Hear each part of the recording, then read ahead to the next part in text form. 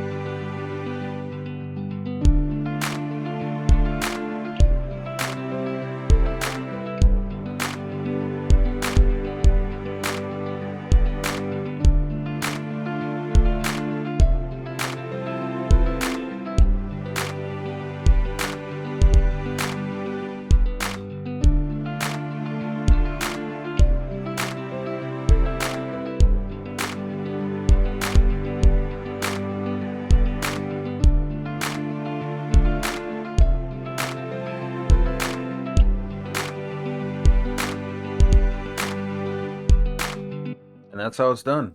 Any questions or comments, leave them down below. And this has been a Nuts Network production. Have a good day.